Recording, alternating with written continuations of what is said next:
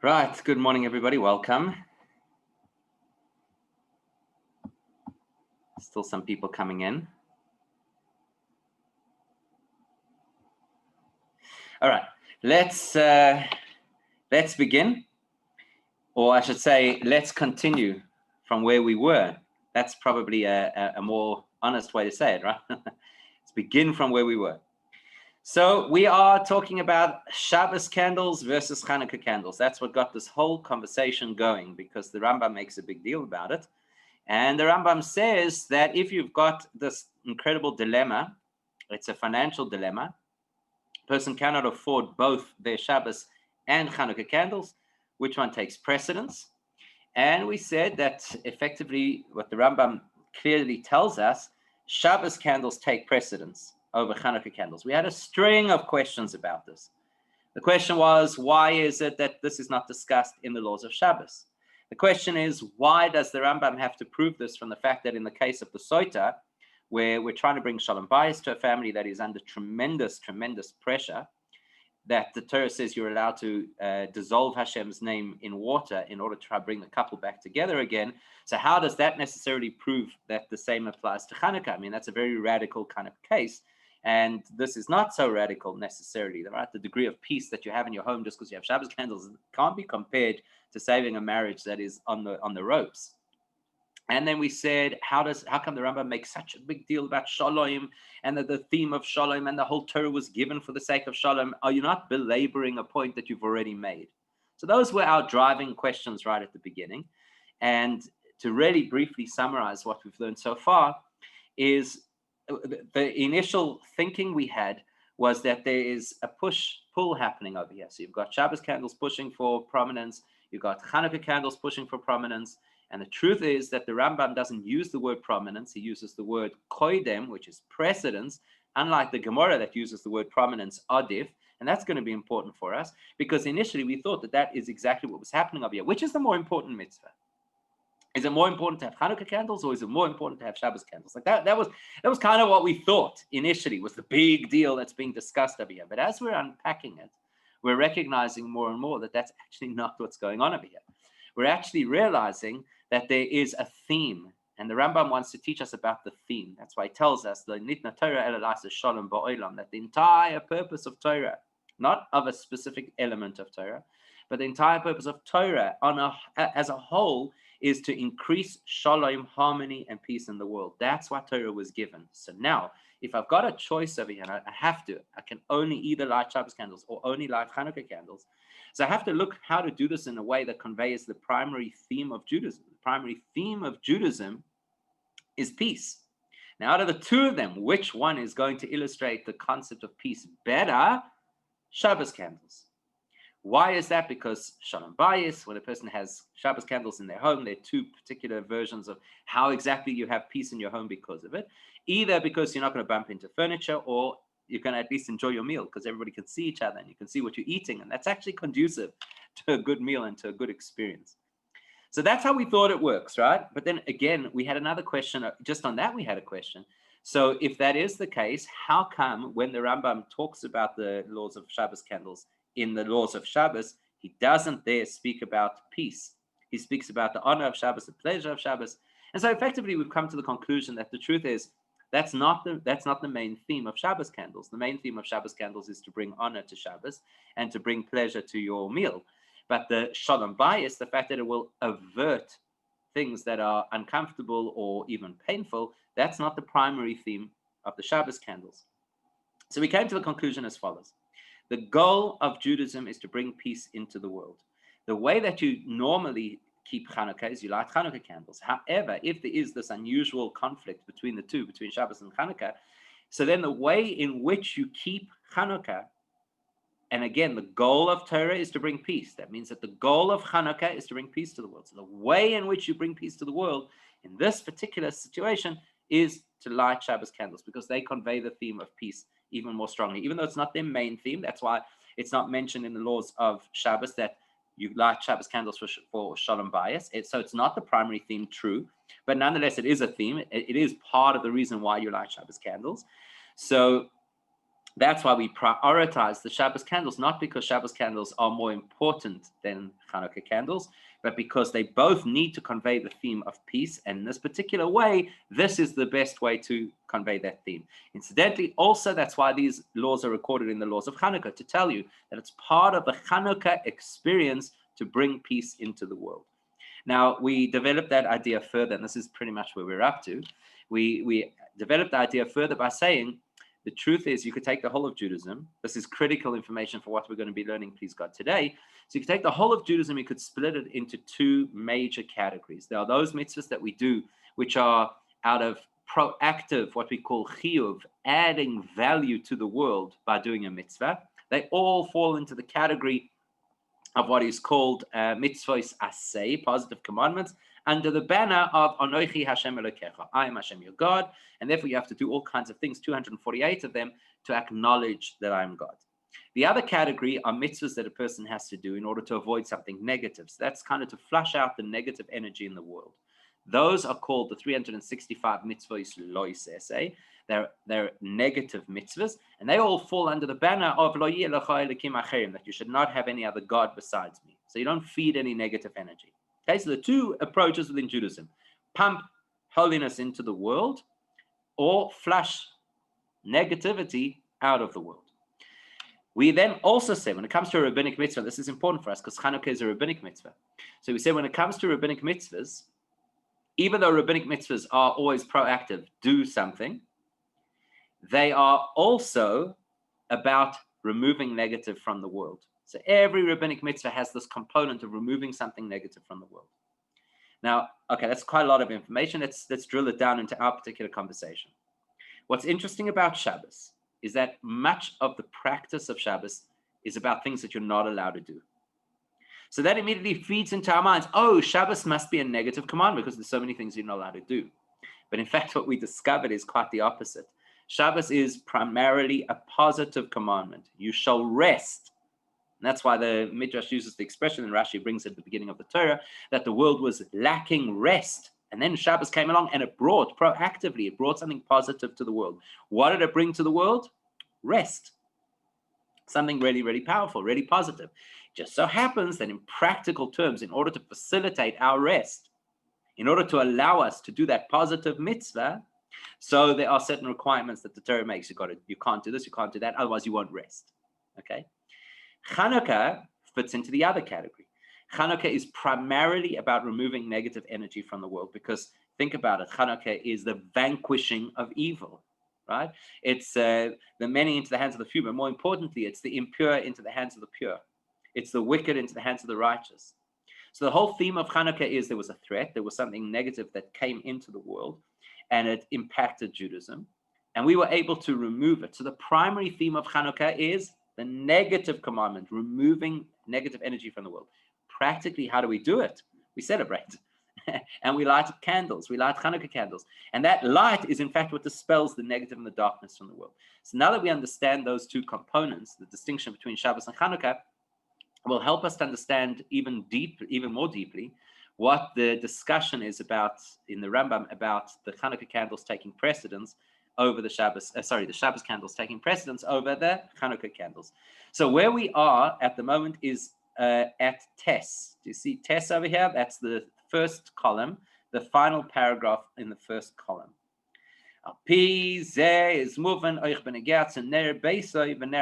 that we've done this whole explanation, and particularly the last part where we've split Shabbos into the category of a positive thing, something that brings healthy energy into the world, even though practically the way that you preserve that energy is by avoiding certain behaviors. But it's primarily a mitzvah chiyuvis, it's a positive mitzvah, compared to Chanuka, which is primarily about excising negative from the world, even though the way we do it is by lighting candles, which is proactive. So once we understand those two realities, now let's put that back into our conversation. The geder von ner Shabbos is vichlolus in Shabbos chiyuv oineg v'chule.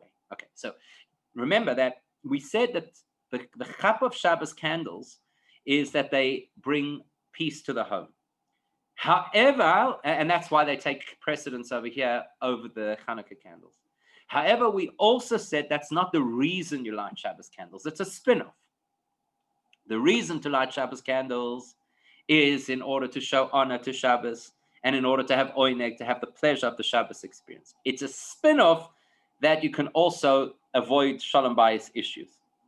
So here he's telling us that just like Shabbos is primarily, the whole of Shabbos is primarily something positive, about adding positivity to the world, even though it's got halachas that are, so to speak, negative.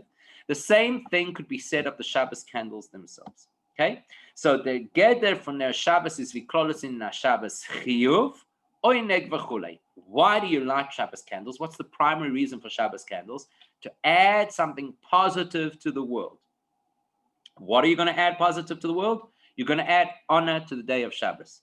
You're going to add pleasure to your experience of Shabbos. Was der Rebbe sagt der Rambam in Hilchos Shabbos as ner Shabbos is oineg v'kavod moisif zayin in oineg and kavod. So therefore, if you go to the laws of Shabbos, where the Rambam talks about the mitzvah to light Shabbos candles, how does he frame that mitzvah there? He tells you the reason to light Shabbos candles is to add something positive to your Shabbos experience. Just like the reason to keep Shabbos is to add something positive to the world, to add menucha, the capacity to breathe, to rest, to reconnect spiritually, all those great things. So in the same way, the reason to light Shabbos candles is to add something positive. What are you going to add positive? Kavod and oineg. That's the intention. Now, what did we say about Shabbos? We said the intention of Shabbos is to add good to the world. But the practicality of Shabbos requires that you don't do certain things. And that's what we've got to keep clear in our minds. Don't fudge the intention and the practicality. It's really important to distinguish between them. The intention of Shabbos is, let's bring light into the world. Let's bring holiness into the world. Let's bring godliness into the world. The practicality is, stop being so caught in the world. Otherwise, you can't do this. So the practicality is, shut yourself down in 39 areas of normal activity. Same thing with the Shabbos candles. Why do we light Shabbos candles? To bring goodness into the world. Now, practically, practically, whether it is or isn't the intention, practically, Shabbos is an Or HaMeir. Because Shabbos candles illuminate, wer durch dem aufgetan euch shalom bayis, shlilas oder chias amenagit. So it may or may not be the intention. It's irrelevant. If you light light, if the reason you lit the light is because you enjoy being in an environment that is illuminated, that doesn't change the fact that you dispel darkness. So I don't want to tackle darkness. I don't want to talk about darkness. I don't want to battle darkness. Okay, fine. You're right. You don't. And you shouldn't. We should not spend our lives tackling darkness. But if you light a lamp, it's going to tackle darkness, whether that's your intention or not. So therefore, if you light Shabbos candles, even though you're going to tell me philosophically the reason I light Shabbos candles is because I want to show honor to Shabbos, you're right. But practically, you're also going to, by doing this, get rid of negativity in your home. Nobody's going to bump their legs into the dining room table. As bnei Beisel sollen nicht sein mit starren Leische bechoshech, or shall you kosh beitze be eben, masheken Chanuka was also ishtamish lo'ir. Okay. So what do we say? We did touch on this already last week. So what do we say? We say the bottom line is this: if you're going to light your Shabbos candles, the fact is that the impact it will have is you won't bump into furniture and your family won't have a difficult time at the meal where they can't see what they're eating or they can't see each other. So even though that wasn't necessarily your intention, it's a benefit, it's a spin-off from the light. Whereas the Chanuka candles, you're not allowed to use for personal benefit. We actually did this last week. I apologize. Doesn't matter. A little bit of review never hurts. Okay, so there you've got a distinction that the Shabbos candles, their intention is something positive in the world. There's a spin-off that you can benefit, that it removes obstacles, danger, hazards in the house. Chanuka candles, you cannot say are there to keep you clear of hazards because you're not allowed to use the light of the Chanuka candle. So what is the goal of Chanuka candles? Now, Chanuka, Chotch mitzvah so full losses, doch laharis legales anes pernus sumanis in veld chiev. Now, when you look at the Chanuka candles, why do we light Chanuka candles? Ostensibly to do something very positive, right? To advertise the miracle of Chanuka. That sounds very positive. And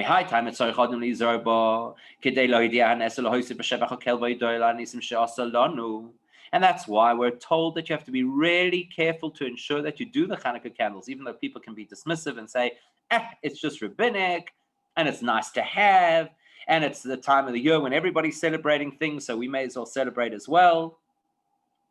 No, halachically, you have to be really conscious of and careful to fulfill the mitzvah of Chanuka.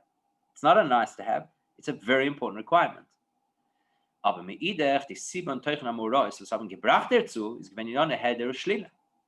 Nevertheless, again, even though the practice is the practice of something positive, the intention and motivation behind it is because we were getting rid of something negative. Is that is battle geworden die menagnem was gozug zeres weil nicht eusam lasig beter mitzvos und ishim yon vetzilem gav bnei chashminoi mir hat rab genommen dem nigud of teira mitzvos was bechal is das inen hashalom. So what is Chanuka all about? Chanuka is about the fact that we got rid of an enemy, we got rid of a threat, we removed the darkness from the world, which by the way fits very strongly with our theme. What's our theme? That the Torah is here to bring peace to the world. One of the key ways, if not the key way that you bring peace to the world, is you remove the things that interfere with your happiness, that interfere with your goodness, that interfere with your harmony in your life. So you get rid of your enemies, then you have peace. So the theme of Chanuka is very strongly a theme of peace. And that's exactly why it is that the theme of Chanuka is to actually step back and allow the Shabbos candles, because it's a theme of peace. But we're not talking about it from that angle at this moment. At this moment, we're talking at it from the angle of Shabbos is primarily intended for something positive, in spite of the fact that it also has spin-offs that deal with the so-called enemies, Shalom Bayis. And Chanuka candles are primarily to deal with the enemies, and yet the way that it presents is very positive, advertising a miracle. On oich din nikuda werden isgale durch din neiros, kenal b'l'shoin Rambam. Und wenn wir sagen, bei Adlokas Ner Chanuka, as an eres alol on madlikin ala chois, vala nisim, vala niflois, it's very clear both in halacha and in the prayer that we say that the reason we light the Chanuka candles is to get rid of, is to celebrate the miracles and the salvation of Hashem, getting rid of our enemies. Und der Rebbe, wenn es kommt die Scheide von Beis von der Chanuka und Beis von Kiddush Hayom, sagt Hilches Chanuka as Ner Beis Kodim. So now we have a very clear understanding why it is that if you have the question of which one should take precedence, Shabbos or Chanuka candles, who's going to tackle it? Who's going to address it? The halachas of Chanuka are going to address it. Why?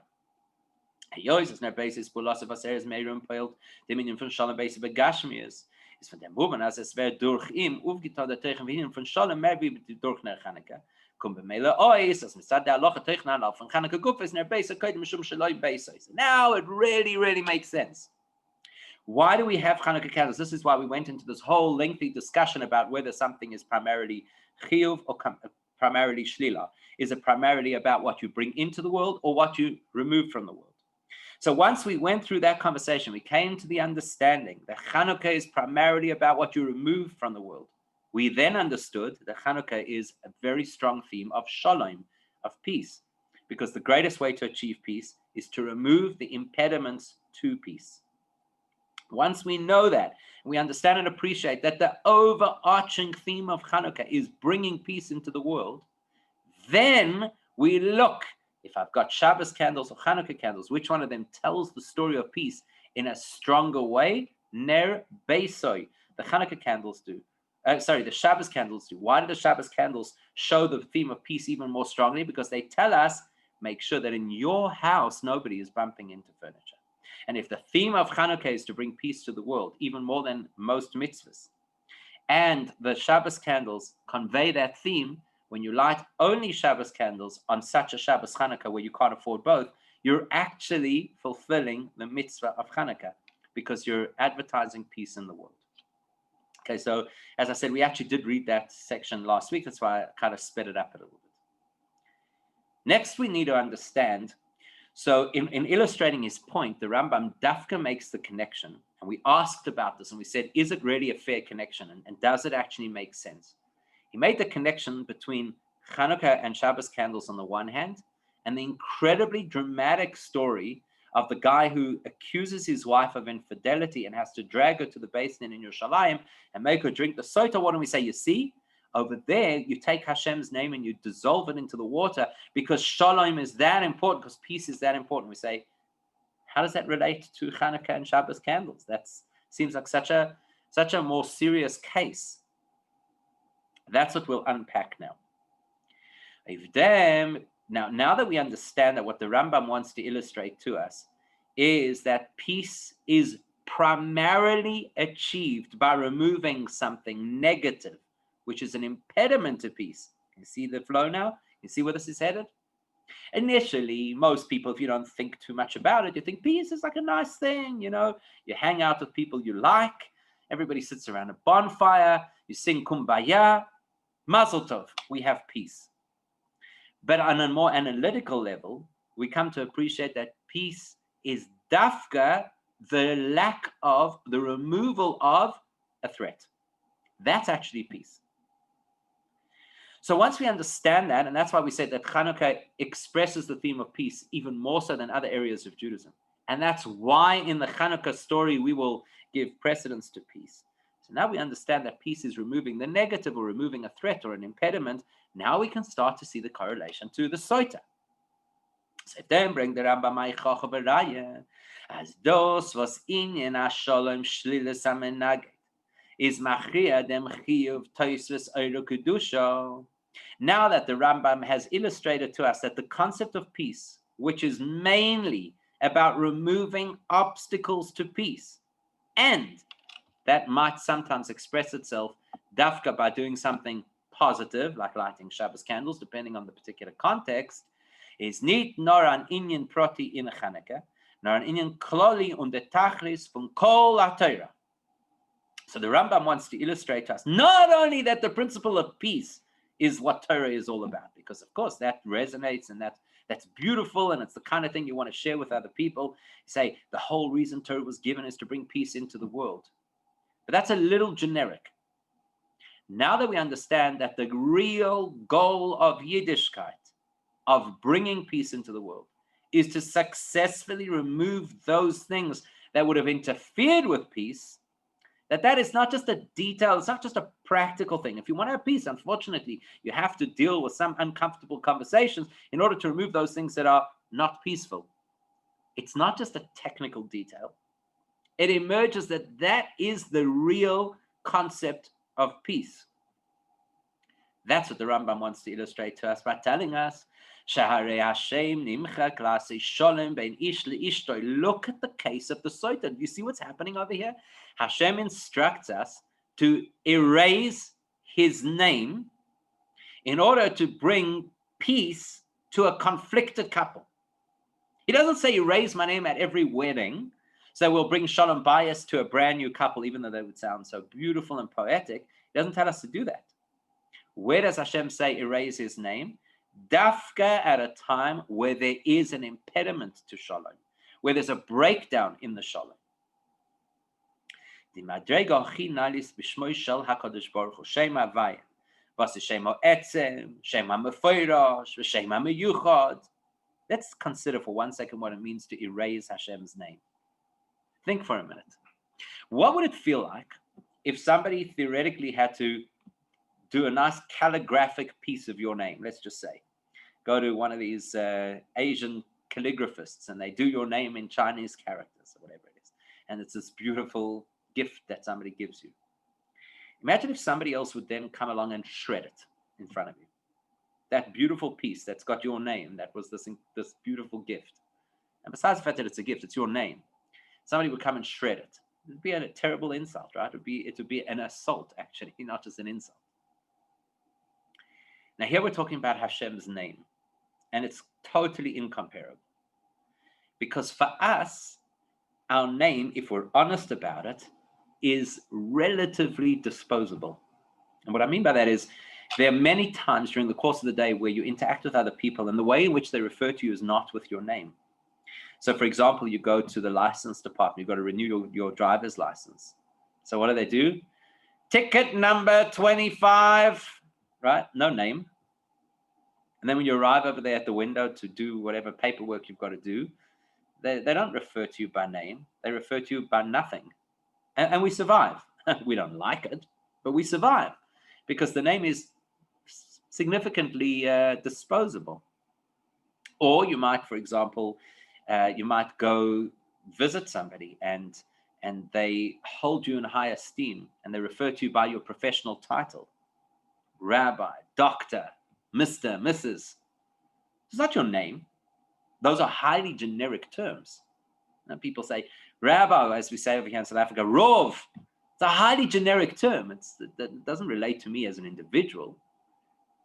So for us, even though our name is quite personal to us, and that's why if somebody calls our name, we'll respond. If somebody addresses us by name, we feel better. It's one of the tricks for customer service. Learn somebody's name, refer to them by name. But at the end of the day, it is disposable. If whatever situation had to arise and a person needed to change their name legally because you've got to escape a country, or because their name has some kind of negative overtones that they didn't realize, and they were given the name when they were young, and now they want to change the name for whatever reason, it's doable. You can do it. You can move on. Now, when we talk about Hashem's name, particularly the name that is used in this passage, because it's Torah language. So that's the name of Hashem, Yud-Kei, Vav-Kei. It's not just any name. It's Shem HaEtzem, Shem HaMefoira, Shem HaMiyuchad, which means Shem HaEtzem means that this is the name that conveys the essence of Hashem. We don't have a name that conveys the essence of us. Let's say you're a Lubavitcher and your name is Mendy or Mushki. It doesn't convey the essence of you, because within this community, there are hundreds of Mendis and Mushkis.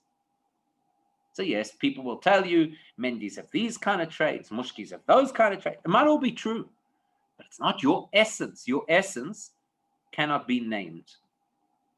When Hashem revealed to Moshe Rabbeinu the name Yud-Kei Vav-Kei in Parashas Va'era, before the exodus from Egypt, so he says to him, Shmi Havaya Lo Noidaiti Lohem. I have never exposed this degree of myself. This is a name that will link you straight into my essence. Can you imagine? You're taking this name, you're dipping it in water to erase it. This is not somebody just taking a calligraphic Chinese character version of your name and ripping it up.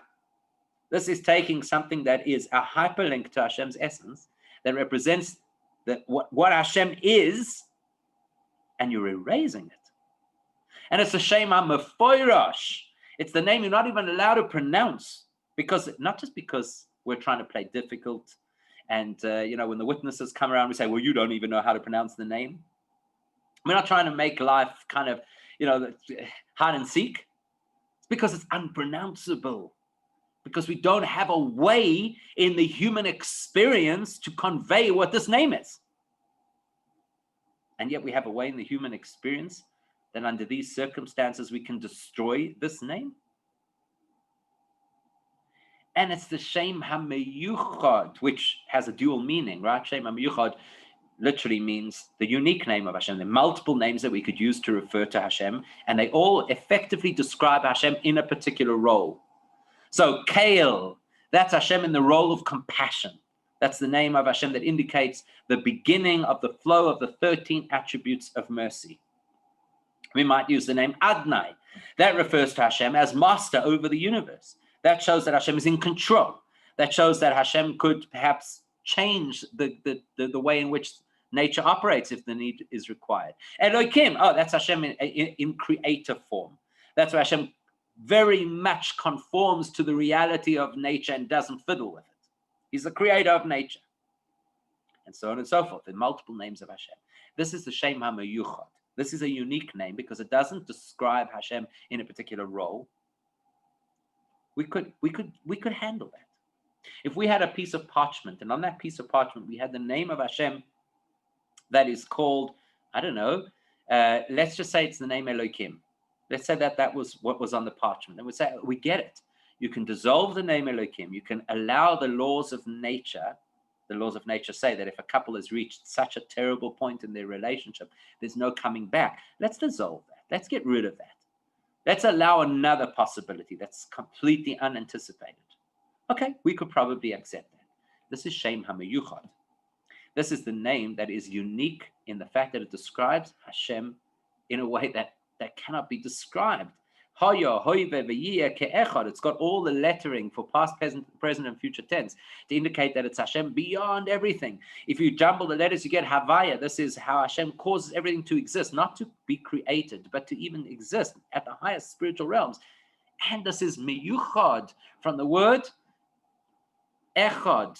Okay, it's the same word, or the word yachad. Let's put it that way. This name of Hashem is one with Hashem. It's like you cannot remove them. Human beings, our names are disposable because they really relate to certain roles that we play or certain characteristics that we have. But this is the name that is one with Hashem. So the thought that we should be able to take that name and erase it, it's a shocking thought. It should totally throw us. We spend so much energy within Judaism protecting Hashem's name. You don't say Hashem's name in vain. G-D, even if it's not in Hebrew, we don't spell Hashem's name in full. We're so careful. We don't use expressions, oh my God, we don't say that. And now we're going to take not just an English equivalent representation, we're going to take the Shem Ha'etzim, the name that represents the essence of Hashem, put it on a parchment and erase it. Und wenn Shmoi HaKadosh wird angeschrieben b'Gyoy ala Klaf Gashmi, ist das der herrster Eufen und am Shochas v'Yisofas HaKedusha be'olam. Not only is this a question of taking Hashem's name and destroying it, but you understand what it means to write Hashem's name in the first place? This is why we're so careful. When we write Hashem's name in the first place, it's not just recording the name tag for God. That's not what we're doing. If a person writes, you could take a pen and paper. Try this exercise. Take a pen and paper and write your name 30 times on the paper. Again and again and again and again and again. Let me ask you a question. Let's say, for argument's sake, when you finish, you crumple up the paper and you throw it out. What happens to you? Nothing. Whatever, I was practicing my name. Like when people practice their signature before they get married, they've got to change their surname. Practice and practice. Okay, you throw it out. Big deal. Why? Because I don't connect with the paper when I put my name on it.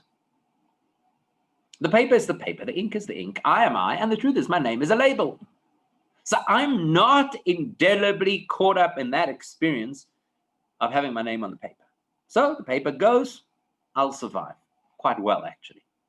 It happens to us all the time. I don't think we even realize how many times we throw out things with our names on them, like junk mail.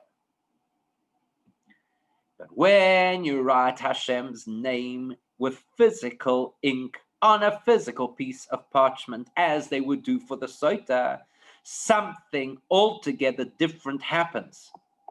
Because Hashem does not have our limitations, first of all. And second of all, not only doesn't Hashem have our limitations, more importantly, Hashem is completely invested in this name. And I'm now placing this name on a physical piece of parchment with physical ink. That means at this moment, I've created a link between the physical world and Hashem, which, by the way, is what Judaism is all about, right? That's why we're here. That's the theme of the parasha we just read this past Shabbos, the Shidduch of Yitzchak and Rivka. Yitzchak representing the most pristine holiness and Rivka representing the most materialistic, corrupted part of the world. Bring them together. You draw Rivka out of that world and you unite her with Yitzchak, and they become one unit, one entity. That's what you're doing. This piece of parchment is no longer a piece of parchment. This ink is no longer ink. This is now Kedusha. This is holiness. That's why, for example, if you take a Torah scroll, what is it? Hide of an animal, with parchment made out of whatever natural materials they use to make the parchment. And the minute you inscribe the correct letters onto that piece of parchment, it now becomes the holiest item that we have. You see it, you've got to stand out of respect. You're not allowed to touch it in a certain way. Nothing should ever sit on top of it, not even the holiest book, not even a chumash could sit on top of the Torah. Why? Because it's changed. So you put Hashem's name onto this piece of parchment. You're not just labeling Hashem, you are bringing divine energy into this parchment. The highest level, Yud K Vav K, is now embellished. It's now embedded in this piece of parchment.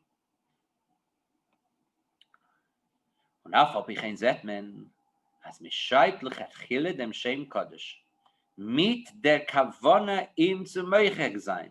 Und bringen Shalom ben ish li'ishtoi. Now that you have that kind of background, can you appreciate what's going on in the case of the Sota? Look at what we're doing over here.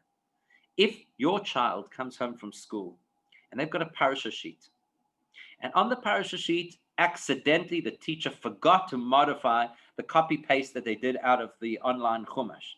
And so there's a pasuk on the parasha sheet, and it happens to have Hashem's name. It was nobody's intention. It was an accident. It happened. You know what happens next.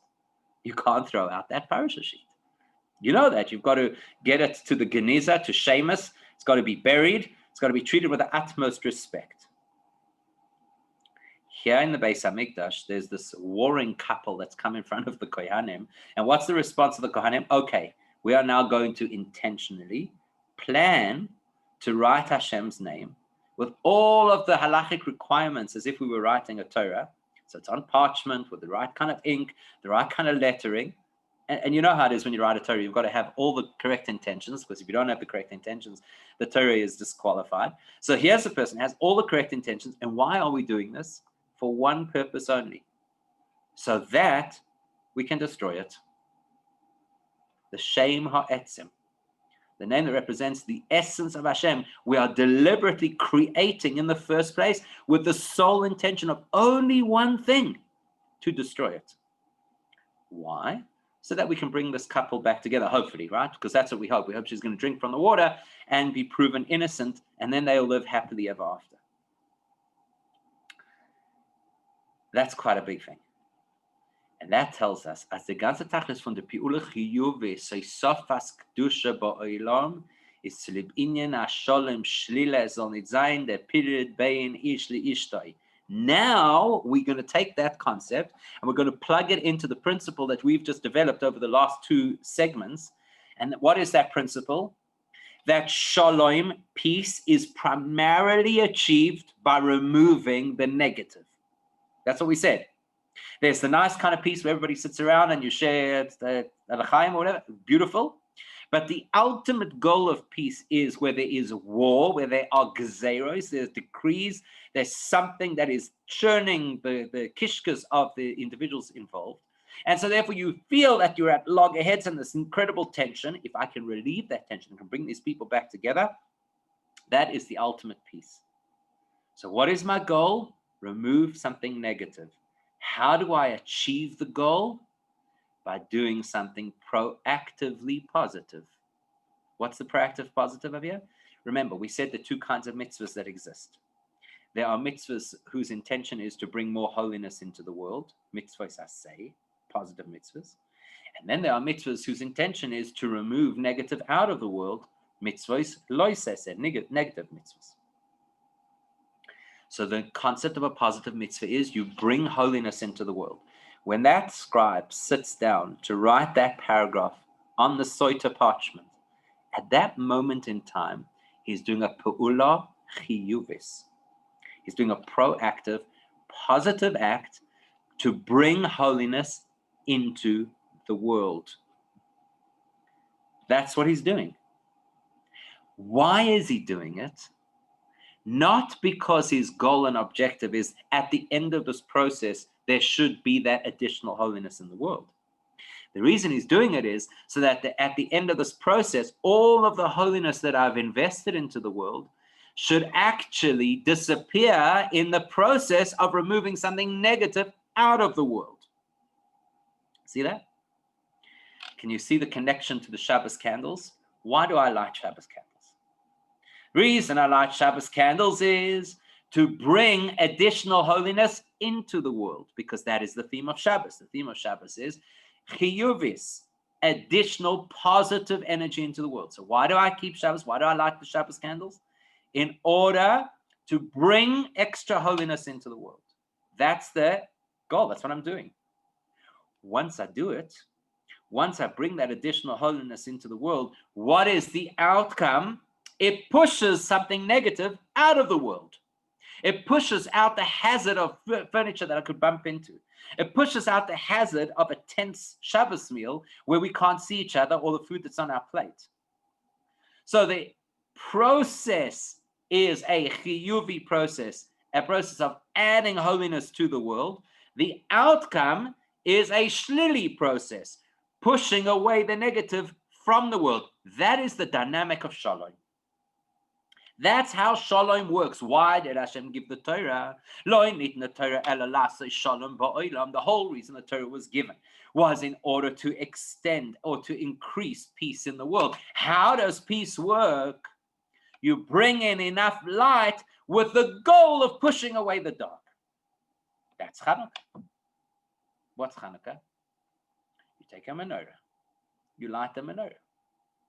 Everybody will tell you, the kids will sing the song when they come home from school. We light the menorah and we have a party. That's what we're doing. We're going to celebrate. It's going to be beautiful. We're going to add holiness in the world. For what purpose? Push away darkness. To push away the footsteps of the Talmudoi people, the people who rebel against Hashem. To push away the darkness of that time of the year, not something we could relate to in the southern hemisphere, but in the northern hemisphere, to push away the cold of winter, to push away the darkness that comes earlier at that time of the year. And the Rambam is mamshich u'moisif hasbara b'zeh. So the Rambam explains the logic behind this principle, which applies to Chanuka, to Shabbos candles, and to the Sota. It's all the same themes. He explains what the rationale is behind it on a broad scale. Why is peace such a big deal? Most people will tell you, why is peace such a big deal? Because it's important, because it's good, because it's healthy, because conflict wears people down, because it destroys societies. Here we have a whole lot of rationalizations of why peace is important. Here's the real reason why peace is important. Is val kol haTorah nitna la'aseh shalom ba'olam.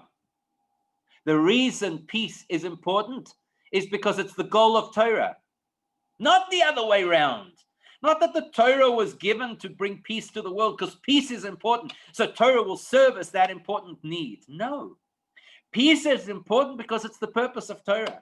Why is there value of peace? Why do societies care for peace? Why do we argue for peace? Why do people protest for peace? Because Torah is here to bring peace into the world, so therefore peace is a value. Das, was Torah nitna, is gegeben geworden amata in olam hazeh.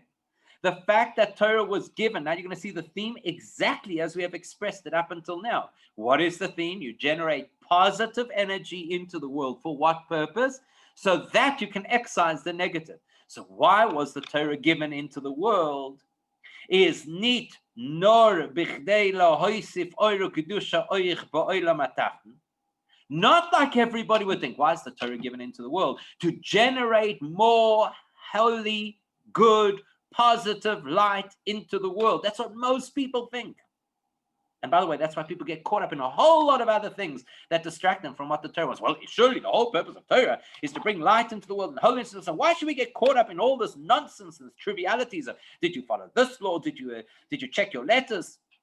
Did you set your time switch? Did you make sure that you waited exactly 6 hours to meet milk? Why do we care about all these things? The main thing of Judaism, of Torah, is to bring light to the world, that we should become a light unto the nations, or as people like to say, tikkun olam. We should fix the world, which most people have absolutely no clue what that means. People have hijacked the term tikkun olam and turned it into some kind of humanitarianism, as if that's the be-all and end-all of Judaism, just to make nice to everybody else. It's part and parcel of Judaism. It's not the be-all and end-all. And that's why people will tell you the most important thing is to be a mensch. Why? It's all part of the same thinking, where people believe absolutely that why is there Torah? Why is there Judaism? Simply to embellish the world, simply to add more light to the world. And that's not the goal. Or as the Rebbe says, nit nor, he says in brackets. It's not the only goal. So what is the goal? No la'aseh shalom ba'olam. The reason Torah is in the world is to create shalom, not just to create sparkly, nice spots of inspiration. There's something deeper than inspiration. Shalom. What shalom? But shalom is neitig nor dort for sis da period machloikus medarf es mevatel sein. The concept of shalom only becomes relevant where there is pushback. Let's step out of the Sicha for half a second and remind ourselves where the Gemara in Shabbos tells us about the incredible showdown that happened between Moshe and the angels on the eve of the giving of the Torah. Remember the story, right? The angels are like, what's going on over here? Why is there a human being in heaven? Like all of their security systems obviously failed them because a human got into heaven. And Hashem says they came to get the Torah. And the Malachim go crazy. They say, this wonderful treasure that you've had hidden for all these generations and nobody's been able to touch it. Now you're going to give it to the human beings. Share your beauty, your grace in the heavens. And basically we all think that effectively, what are they saying? What are angels saying? They're saying, we know human beings. You know what I mean? They're not so reliable. They're going to make certain mess ups or whatever. Rather trust the angels. That's true. That is what they're saying. But now we're learning that they're saying something else. The angels claim that the purpose of Torah is light. The purpose of Torah is take an environment that is most susceptible to light, put the Torah there, because the whole goal of Torah would be more light in the world. This business of shalom, this business of having to deal with pushback, to have to deal with the challenge, to have to deal with resistance, who needs it? What does it do for us? Just makes life more challenging. Comes along the Rambam and tells us, that is the purpose of Torah. The purpose of Torah is not to live in a beautiful environment where nobody can touch us and there's no outside influence and nothing's going to interfere with our Judaism. We're going to have our little enclave and we'll be this light unto the nations if you tend to look over our wall. It's la'aseh shalom ba'olam. It's to bring peace, and only Torah can bring peace, because as we've just learned, peace is a virtue because it's the purpose of Torah, not the other way around. So the only way to bring real peace into the world is through Torah. And what is peace? Where previously there was conflict, you create harmony. Where there was the concept of beis reishis, where the Torah starts dafka with the letter beis, indicating that there is duplicity in the world, that there's diversity in the world. We come goy echad ba'aretz to bring oneness into this environment. Das heißt. So to kind of summarize that, kol haTorah ganz Torah alle mitzvahs. That means that the entire Torah, which includes every one of the 613 mitzvahs,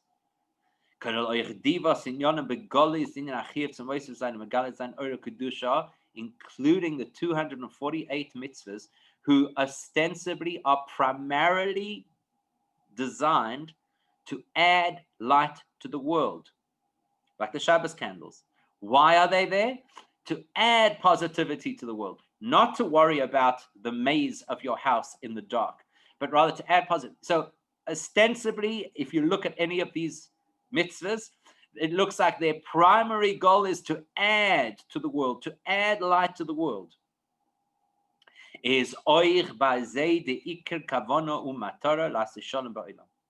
Turns out that actually their primary objective is to bring peace to the world. So mevatel sein dominion in olam bas is menaged zu kedusha, to override whatever it might be that interferes with kedusha. We started off the Sicha looking at a technical issue in the Rambam. That's what it started as. And I think some people may have kind of fallen off the wagon at that point and said, oh boy, this is going to be one of these highly technical legal wrangles that we're going to go through. You know, this detail and that halacha.